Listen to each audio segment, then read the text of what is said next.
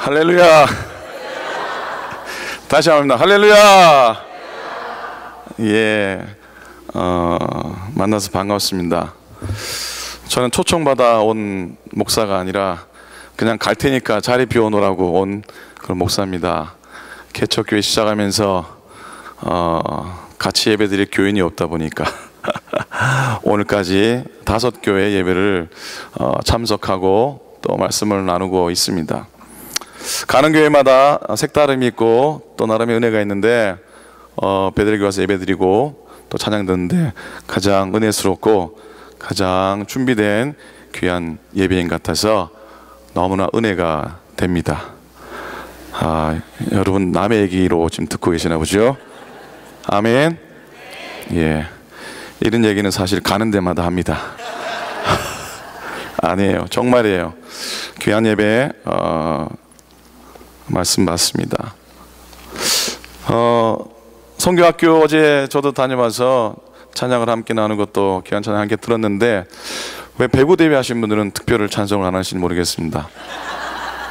제가 듣기에 우리 베드로교회가 배구 대회 나가서 우승을 하셨다고 그러시더라고요. 근데 그 우승이 패자부활전에서 우승을 하셨다는 얘기를 제가 들었습니다. 선수들 참 더운데 고생 많으셨습니다. 진짜 고생하셨어요. 저도 해봐서 알지만 이게 보통 일이 아닙니다. 그저 교회 위에서 하는 거지요. 교회 위에서 하는 거지요. 나이도 있고 힘도 붙이는데 하는 겁니다. 하는 거예요. 근데 제가 비법을 하나 가르쳐 드리겠습니다. 내년에 본선에서 우승하는 비법을 하나 가르쳐 드리겠습니다. 듣고 싶으세요? 진짜입니까? 듣고 싶으세요? 가르쳐 드리겠습니다. 그 비법이 뭐냐면 패자부활전에서 뛰었던 심정으로 본선에서 뛰면은 본선에서도 우승할 줄로 믿습니다. 비법이 아닌가 보죠? 사실 이 생각은 저희 집에서 교회로 오면서 그런 마음이 들었습니다. 어제 목사님하고 통화하면서 패자부활전에서 우승을 했다고 그러시길래 겸손하게 그건 아무것도 아닙니다라고 그렇게 말씀을 하시길래 그게 아무것도 아닌 것이 아닌 줄로 믿습니다. 자, 그런 마음이 듭니다. 때로는 패배의 아픔이 은혜가 될 수 있다고 하는 거죠.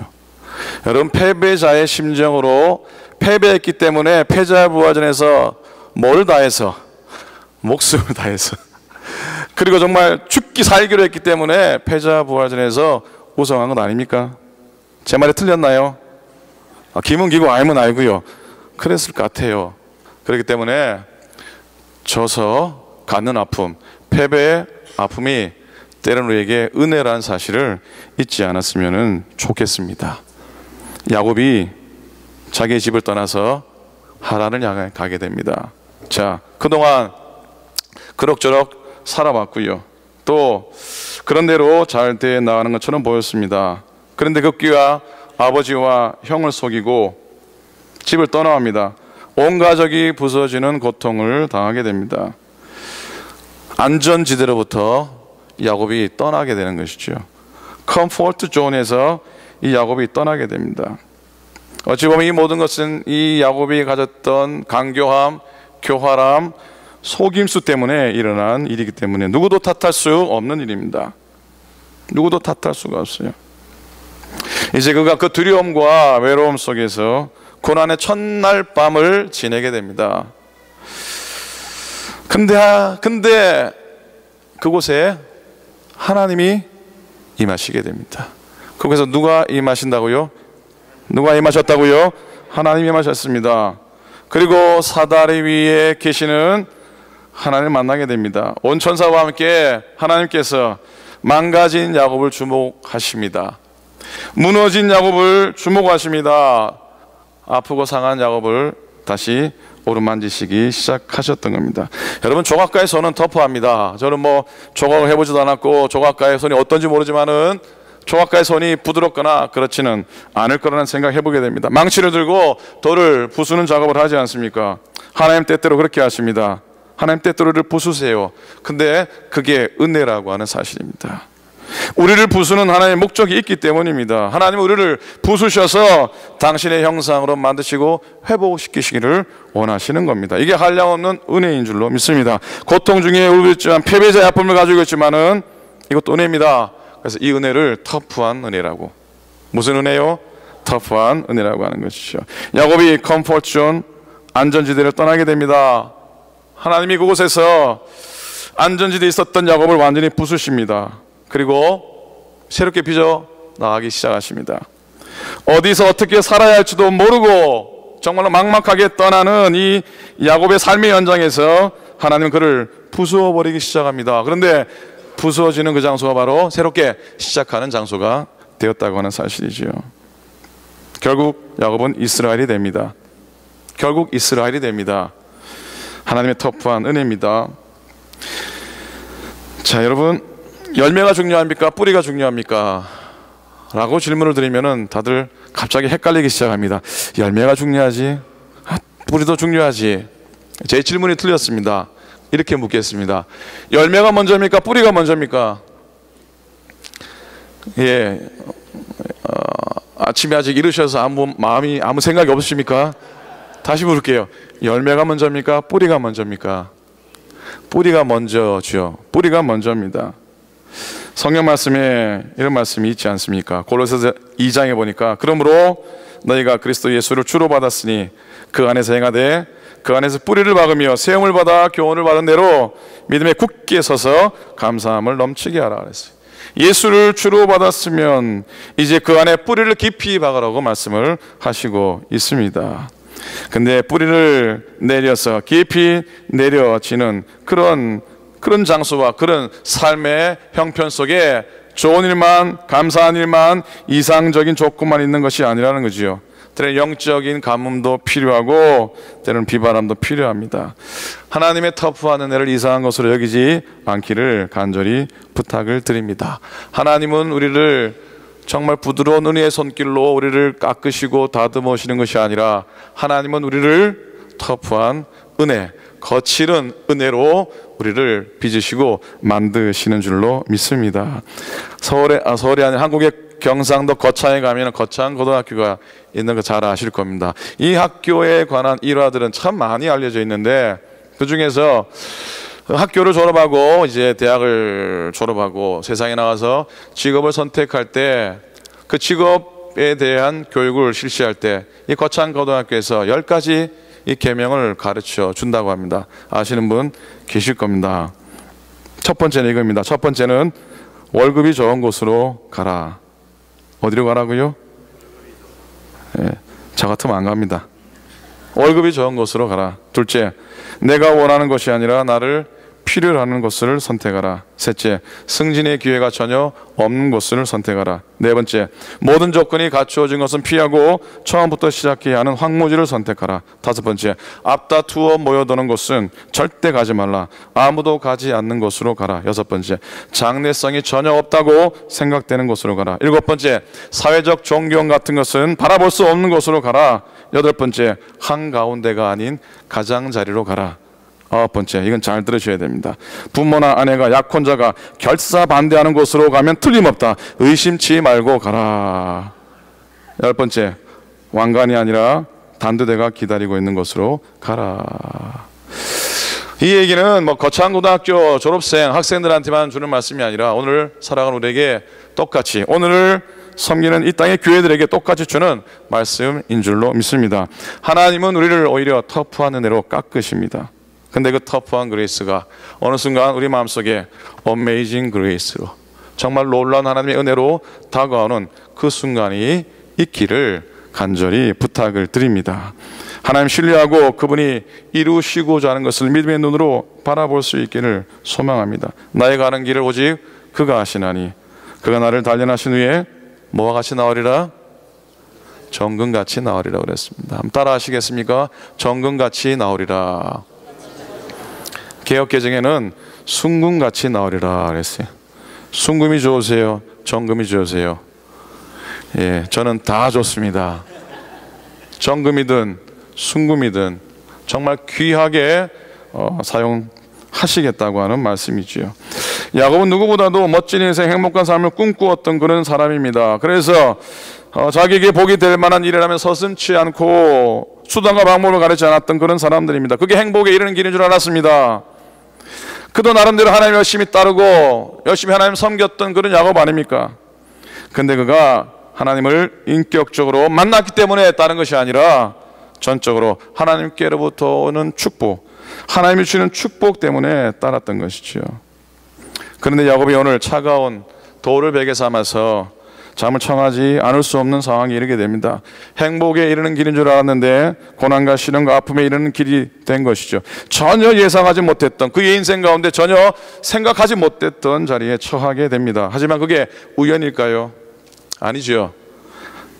하나님 없는 삶을 살아가는 사람에게 하나님께서 예비하신 길이지요. 그 길이 그처럼 하나님이 예비하신 길이라면 약속에 있는 인생에게 비록 험하고 어려운 터프한 길일지라도 파멸에 이르는 길이 결코 아닌 줄로 믿습니다. 하나님 우리에게 종종 정말로 하고 싶은 얘기를 있는 자리에서 말씀하지 않으시고요, 강렬로 좀 몰아내셔서 광야로 불러내셔서 거기에서 말씀하십니다. 왜? 그곳에 서면은 하나님과의 진정한 관계, 나의 삶을 진지하게 돌아볼 수 있기 때문입니다. 약속이 있는 인생들에게 인생의 광야는 결코 저주의 땅이 아닙니다. 그래서 야곱이었던 돌베개, 차가운 돌베개는 결코 저주의 돌베개가 아니라 하나님이 그의 인생을 축복으로 다시 돌려놓기 위하신 사랑과 약속에 가득한 은혜의 돌베개였던 줄로 믿습니다. 12절 말씀 보니까요, 야곱이 거닐고 있던 인생의 광야, 그 차디찬 돌베개를 베고 깊은 잠에 빠지고 있던 그 자리에 그 꿈속에 나타난 그 형상이 뭡니까? 뭐가 그의 꿈 앞에, 눈앞에 세워져 있었습니까? 뭐가 였습니까? 사닥다리죠, 그죠? 사닥다리입니다. 그게 사닥다리가 어디까지 연결되어 있었습니까? 하늘까지 연결되어 있었습니다. 하늘까지. 자, 이 말은 곧 하늘문이 열리니까 하늘 문턱에 사닥다리를 걸쳐놓은 거 아니겠습니까? 하늘문이 열린 줄로 믿습니다. 야곱이 꿈에 보니까 사닥다리가 땅에 서 있는데 그 꼭대기가 하늘에 닿고 하나님의 사자가 그 위에 오르락 내리락 했다고 하는 것이죠. 자, 이게 사다리는 어떤 분을 의미하겠습니까? 그 사다리는 어떤 분을 의미하겠습니까? 예수님을 의미하죠. 예수 그리스도를 보여주는 겁니다. 예수님은 하나님 아버지와 우리를 연결해주는 사다리입니다. 믿으십니까? 예수님 통해서 우리에게 하늘길이 열려진 것을 보여주신 것이죠. 우리가 이 땅에 살아가지만 하나님은 열려있는, 하늘은 열려있는 삶이라는 것이죠. 예수님이 이런 말씀하십니다. 나다나엘에게 하늘이 열리고 하나님의 사자들이 인자 위에 오르락 내리락 하는 것을 보리라 했어요. 그 말씀하시면서 말씀을 하지 않았지만은 내가 곧 그 사다리라 말씀을 하신 줄로 믿습니다. 예수님은 길이시기 때문에 예수 믿는 성도는 하늘길이 열려 있습니다. 길 없다 하지 마십시오. 땅의 길이 막히면 하늘길 열려 내가 나아갈 길 그 앞으로 걸어가게 될 줄로 믿습니다. 땅에 방법 없다 실망하지 마십시오. 땅에 없으면 하늘에서 방법이 내려올 줄로 믿습니다. 하나님 결코 우리를 버리지 않으시고 하늘문을 여셔서 당신의 약속의 말씀대로 우리에게 귀한 것들을 허락해 주실 줄로 믿습니다. 스데반도 하늘 열린 문 보았습니다. 사도 요한도 천국이 열렸다고 고백하고 있습니다. 우리에게도 하늘문 열려지는 그런 은총이 있게 되기를 간절히 부탁을 드립니다. 혼자 걸어가지 않게 하나님이 야곱과 동행하셨습니다. 자, 한번 따라 하시겠습니까? 하나님께서 야곱과 함께 동행하셨습니다. 오늘 16절 말씀 보니까 야곱이 잠이 깨어 이르되 여호와께서 과연 여기 계시거늘 내가 알지 못하였도다 그랬습니다. 야곱이 눈을 떴을 때에 무엇을 깨닫게 됩니까? 야곱이 눈을 떴을 때에 그 땅이 바뀌었습니까? 그가 걸어가던 길이 갑자기 평탄한 길로 바뀌었습니까? 아니지요. 야곱이 눈을 떴을 때 깨달았던 것은 하나님이 과연 여기 계시고 하나님이 과연 나와 함께 계시다고 하는 사실을 경험하게 됩니다. 우리의 신앙의 삶의 온전한 역전과 우리의 신앙의 삶의 온전한 반전은요, 뭐 길이 바뀌거나 상황이 바뀌거나 사람이 바뀌거나 이런 게 아니지요. 뭡니까? 하나님이 나와 함께 하시던 사실을 깨닫는 순간이고 하나님이 나와 동행하신다는 사실을 깨닫는 순간이 우리 인생의 역전의 순간인 줄로 믿습니다. 하나님의 약속이 머무는 그 땅, 아무리 험한 땅일지라도 고난의 땅일지라도 그곳에서 하나님이 베델로 만드시는 하나님의 역사하심을 우리 모두가 겪게 되기를 간절히 부탁을 드립니다. 19절 말씀 보니까 거기 그 땅 이름을 잠에서 깨어난 야곱이 짓습니다. 뭐라고 이름 짓습니까? 뭐라고 짓습니까? 잘 모르세요? 제가 가르쳐 드릴게요. 따라 하십시오. 베델. 바로 이곳입니다. 바로 여기입니다. 여러분이 바로 야곱이에요. 여러분의 눈을 떴을 때에 하나님이 과연 여기 계십니다라고 고백할 수 있고 또 그렇게 살아오셨고 앞으로 그렇게 이 재단이 그렇게 서야 할 줄로 믿습니다. 눈물과 해왕과 탄식이 있는 그 땅, 세상에 나 혼자밖에 없구나 느껴지는 그 땅이 변해서 기쁨과 소망과 환희가 있는 하나님의 집이 되어야 할 줄로 믿습니다. 지금 야곱이 베고 있는 돌베개, 여러분 돌베개 베어보셨습니까? 아니요? 저는 베봤습니다.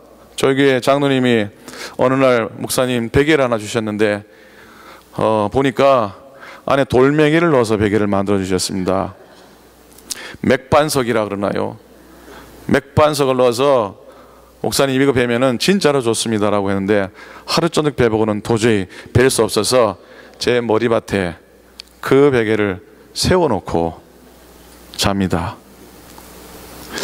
이 장로님이 야곱의 돌베개를 생각하고 나에게 주셨는지는 잘 모르겠습니다만 결국은 그 베개를 보면서 저 또한 야곱의 돌베개를 생각하지 않을 수가 없었습니다. 베기 힘듭니다. 딱딱하고 거칠고 아니 그 광야 땅에 베개 모양을 한 돌멩이가 어디 있겠습니까? 거친 돌멩이 주워 모아서 베개로 삼지 않았습니까? 바로 야곱의 인생의 돌베개, 그 야곱이 했던 쓰라린 인생의 돌베개.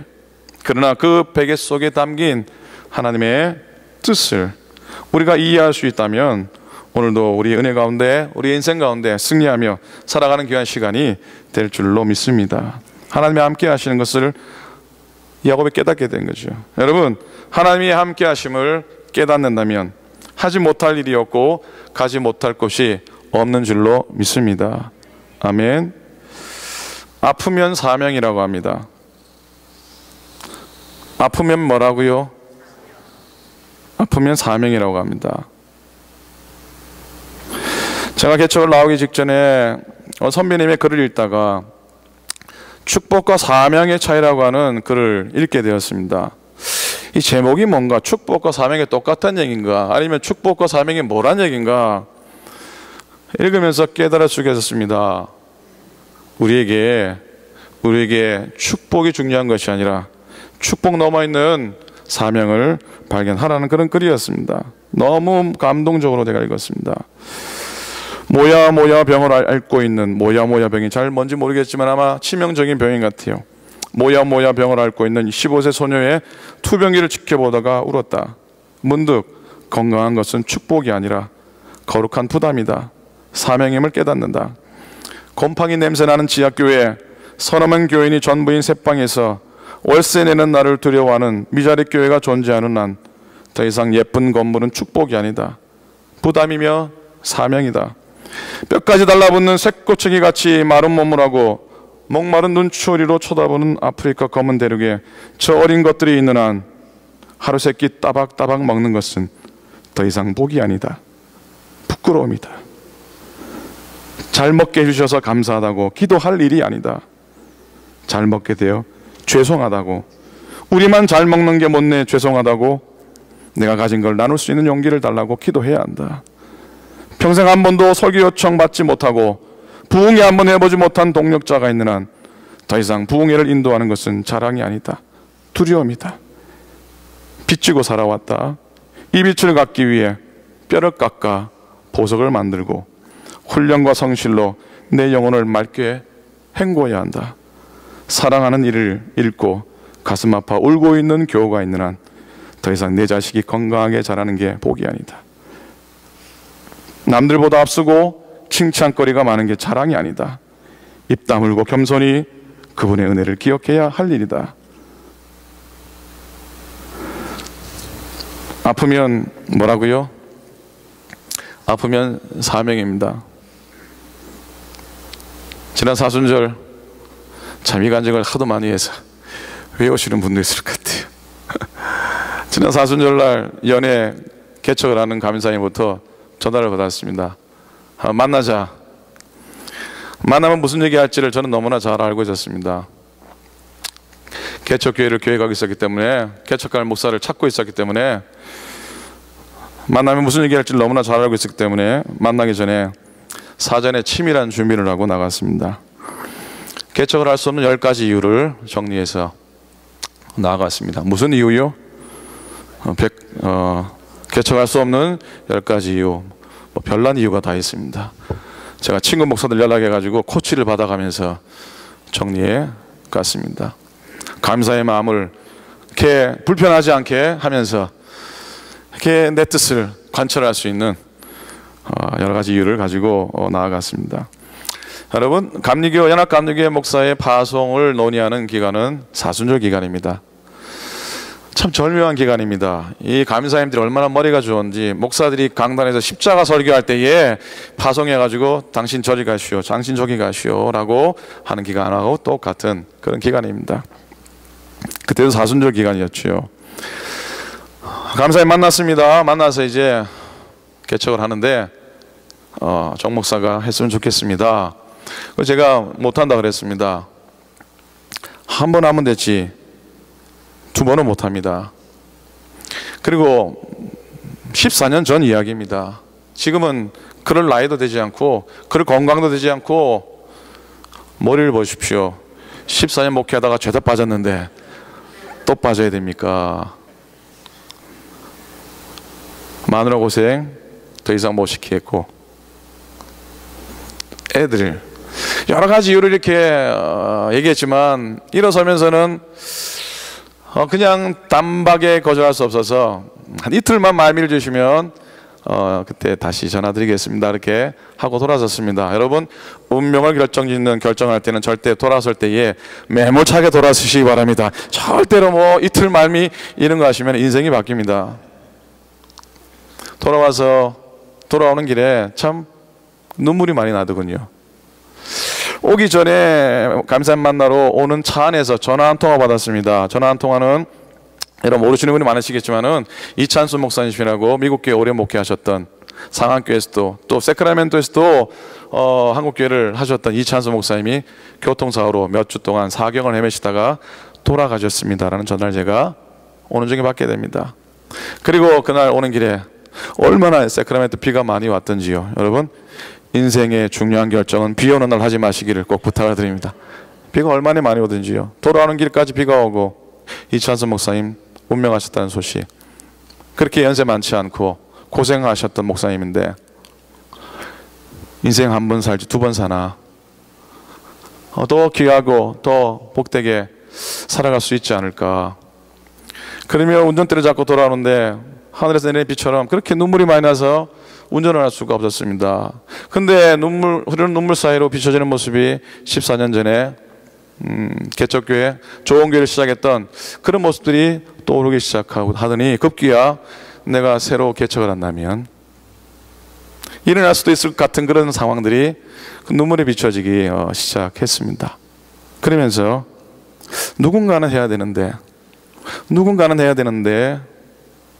그런 생각이 또 들기 시작했던 거죠. 그렇게 돌아와서 그날부터 기도를 시작하는데 그 기도만 하면은 참 눈물이 많이 났습니다. 사랑이 뭐 눈물의 씨앗이라고 그랬던가요? 여러분, 하나님이 또 제게는 눈물로 그렇게 말씀을 하시는 것 같았습니다. 자, 드디어 시간이 돼서 한 2, 3일 정도 연락을 드려야 할 때가 되었습니다. 그래도 집사람한테는 의논을 하고 집사람의 윤호를 받아야 되지 않겠습니까? 그래서 말을 못하다가 화요일 아침인가 밥을 먹으면서 얘기를 하고선, 그러면 내가 감사님한테 한번 개척 플랜이나 개척 펀드나 이런 것을 좀 받아보고 내가 결정을 하고 연락을 하겠다 그러니까 집사님이 또 하시는 말씀이 정말 말씀입니다. 말이 아니라 집사람 말씀입니다. 제 사모님 말씀이, 목사님 그럼 그거 받아보고 괜찮으면 가실 거고, 그거 받아보고 안 괜찮으면 가지 않으실 겁니까?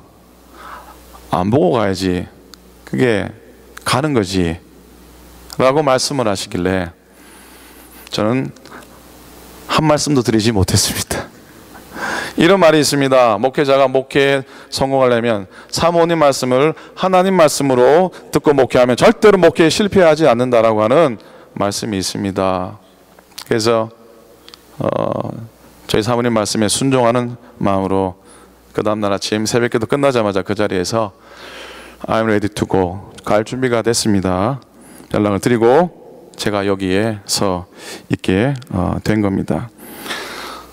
늘 제가 말씀드렸지만 제가 가장 개척교회를 나가기로 결정한 이후에 듣는 많은 인사 가운데서 참 특히 거북스럽다기보다도 참 부담스러운 인사가 하나 있습니다.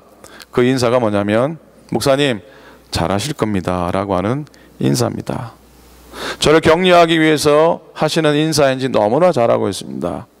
근데 목사님 잘하실 수 있을 겁니다. 잘하실 겁니다. 왜? 한번 하셨기 때문에 잘하실 겁니다. 저는 한번 했기 때문에 한번 했다는 것이 제게 약이 될 수도 있지만은 저한테는 큰 독이 될 수 있다는 걸 너무나 잘합니다. 너무 잘합니다. 그렇기 때문에 오히려 잘하실 겁니다 라는 인사보다도 오히려 기도하겠습니다 라는 인사가 저에게는 더 감사하고 더 귀합니다. 잘하실 겁니다 인사해놓고 돌아서 가지고 저희 위해 기도하지 않을 거 아닙니까? 잘하실 거니까 알아서 하십시오. 물론 그렇게 하시지 않을 것이지만 하나님께서 또 지난 몇 주 동안 여러 교회를 방문하게 하시고 우리 사랑하는 연합감리교회 교회들, 믿음의 교우들 또 기도 부탁하는 것이 저에게는 얼마나 감사하고 얼마나 편안한지 모르겠습니다. 여러분 잘 아시듯이 이 개척교회는 연합감리교회 코커스가 한 5년 전부터 준비하면서 시작된 이 개척교회입니다. 그렇기 때문에 이 개척교회는 여러분이 낳은 교회입니다. 뭐라고요? 여러분이 낳은 교회입니다. 여러분이 드렸던 헌금과 여러분이 드렸던 기도가 오늘 이 마운틴뷰, 아직도 이름도 짓지 못한, 아직도 예배 시간도 정하지 못하고 교회는 없는 이 교회를 여러분이 낳았다고 하는 사실입니다. 여러분이 낳았으면 어떻게 해야 됩니까? 별로 이렇게 잘 모르시는 것처럼 가만히 계신데 제가 가르쳐 드리겠습니다. 따라하십시오. 낳았으면 책임져야 된다. 여러분 낳으셨으면 책임지셔야 됩니다. 책임지라는 말은 다른 말씀 아닙니다. 모자란 자식, 못난 자식 위해 기도하듯이 기도해 주시면 됩니다. 아멘.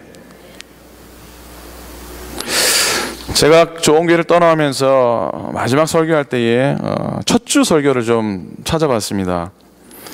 14년 전 첫 주 설교를 찾아봤더니 늘 마음에 품고 있었던 조그마한 예화 하나가 역시 거기에 담겨져 있습니다. 스폴전 목사님이 어느 날 어떤 농가를 지나가다가 둘러봤더니 왜 미국이나 어디 마을 가면 왜 풍량계가 있지 않습니까? 바람 불면 이렇게 바람 가는 방향을 가르치는 그 풍량계가 있잖아요, 그죠? 그 풍량계 끝에 하나님은 사랑입니다라고 하는 조그마한 그런 글씨가 이렇게 붙어 있었습니다. 그래서 이 스폴전 목사님이 그 농부를 찾아가 가지고 이렇게 묻습니다. 아니, 하나님의 사랑이 이렇게 풍량계처럼 이랬다 저랬다 하는 겁니까? 이리 보면 이런 거고 저리 보면 저런 겁니까? 라고 그렇게 물었습니다. 그때 이 농부가 하는 말씀이 그런 말이 아니고요, 바람이 어떤 방향을 가리키든지 어떤 방향을 가리키든 간에 하나님은 여전히 사랑이시다는 뜻입니다 말씀을 하셨다고 합니다. 저는 이 예화를 읽으면서 그때나 지금이나 늘 마음속에 담고 있는 마음이 하나님께서 바람을 불어서 절 어디로 날려 보내시든지 그건 여전히 하나님 나를 사랑하시고 하나님 나를 이끄시는 선한 인도하심의 손길이라 믿습니다. 이리로 불면은 이리로 가고 저리로 불면은 저리로 가는 겁니다.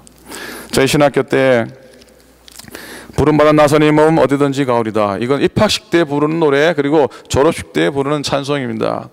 근데 이 찬송은 우리가 학기 중에 공부할 때는 그렇게 부르지 않습니다. 어떻게 부르냐면 부름받아 나선의 몸 골라 골라 가오리다 이렇게 늘 부르며 지냈습니다.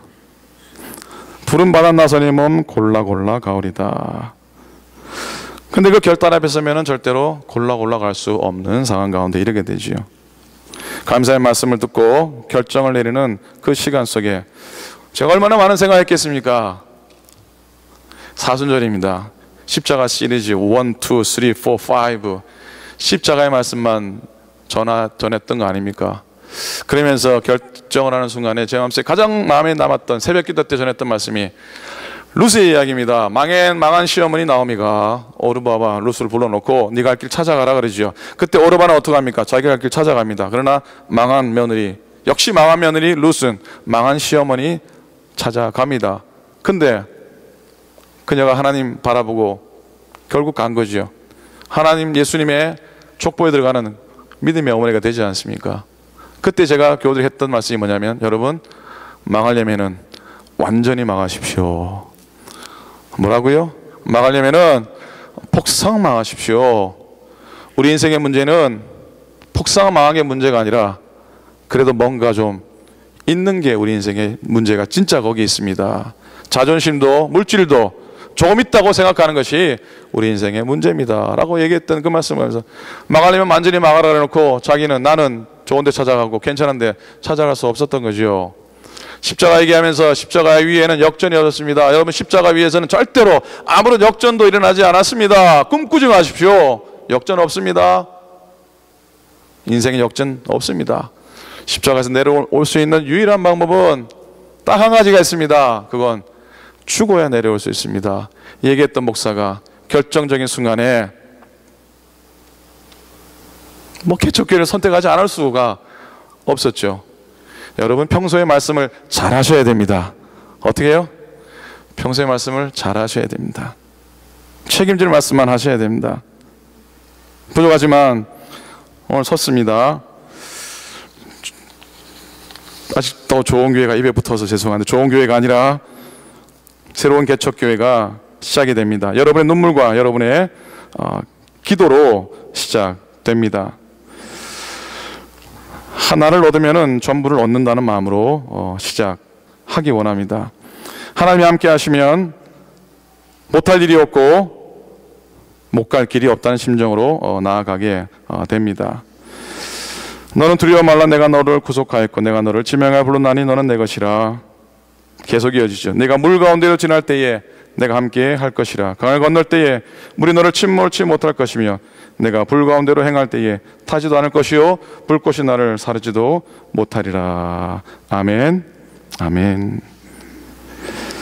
베들레교회를 찾아오면서 베들레교회 이렇게 가까웠던가, 그런 마음으로 왔습니다. 하나님께서 이 재단을 향한 귀한 계획들이 분명히 있는 줄로 믿습니다. 우리가 알지 못하지만은 하나님이 세우신 귀한 계획들 가운데 여러분 나아가시되, 그 길이 비록 터프한 길일지라도, 그 길이 비록 거친 길일지라도 반드시 베델에 하나님의 집으로 만드실 꿈을 꾸고 설 수 있기를 주님의 이름으로 간절히 부탁을 드립니다. 저도 기도하겠습니다. 여러분도 저를 위해, 저희 재단을 위해서 기도해 주시면 감사하겠습니다.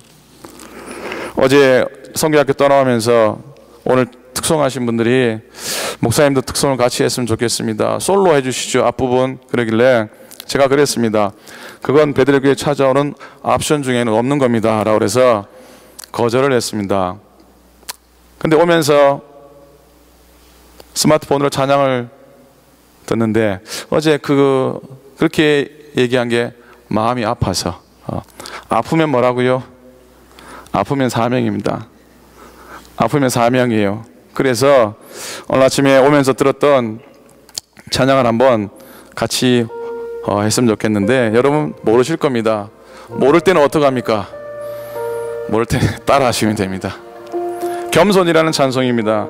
슬픔 속에서도 울지 않는 것, 억울해서 울지 않는 것, 걱정할 수밖에 없는 상황 속에서도 걱정하지 않는 것, 사랑할 수 없는 사람조차도 사랑하며 품어주는 것, 용서할 수 없는 사람일지라도 용서해 주는 것. 가사가 됩니까, 집사님? 예.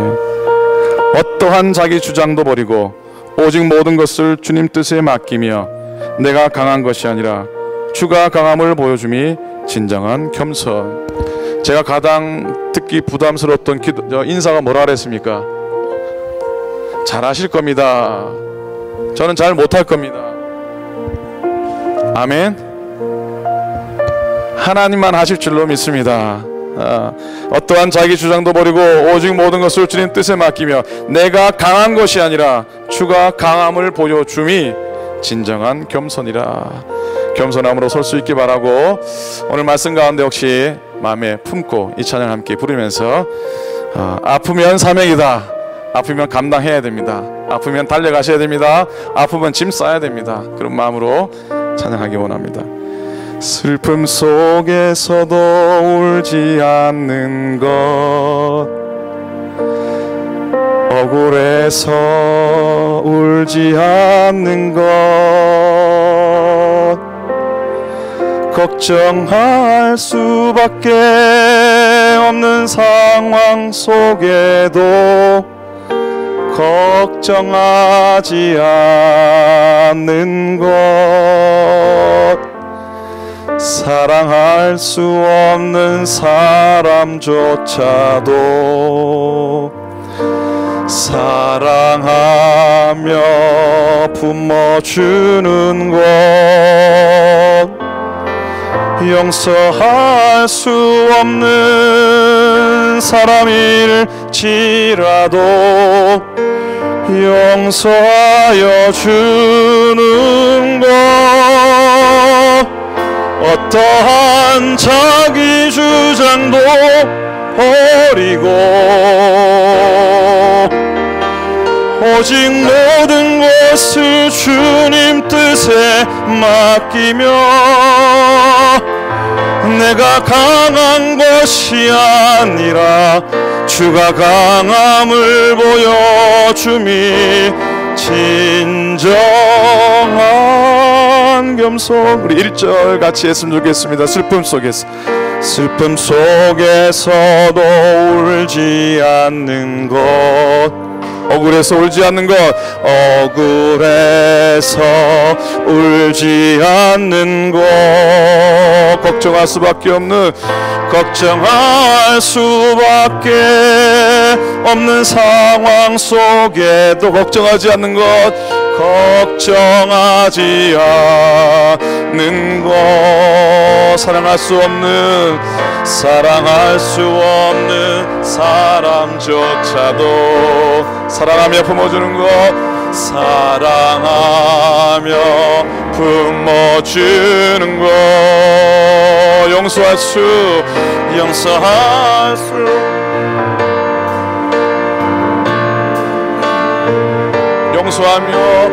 용서하여 주는 것,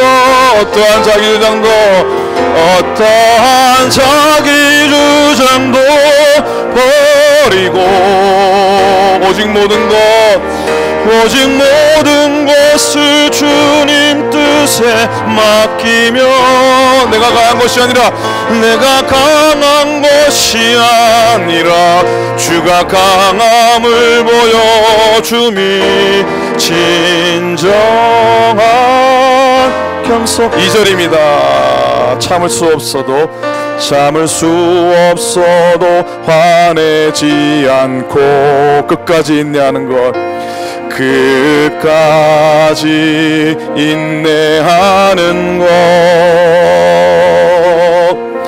감사할 수 없는 그런 조건 속에도 감사하며 사는 것, 감사하며 거 우리 괜찮으시면 오른손을 가슴에 얹습니다. 칭찬이나 위난 가운데서도 침묵하며 살아가는 거, 침묵하며 살아가는 거. 말씀 순종하기 어려울지라도, 말씀 순종하기 어려울지라도 믿음으로 순종하는 거, 믿음으로 순종하는 거. 어떠한 자기 주장도 버리고 오직 모든 것을 주님 뜻에 맡기며 내가 강한 것이 아니라 주가 강함을 보여주니 진정한 겸손. 어떠한 자기 주장도 버리고 어떠한 자기 주장도 버리고 오직 모든 것을 주님 뜻에 맡기며 내가 강한 것이 아니라 주가 강함을 보여주니 진정한. 우리 오른손 높이들고 한번 하십시다. 어떠한 자기 주장도 버리고 오직 모든 것을 주님 뜻에 맡기며 내가 강한 것이 아니라 주가 강함을 보여주니 진정한 겸손. 내가 강한 것이 아니라 주가 강함을 보여주니 진정한 겸손.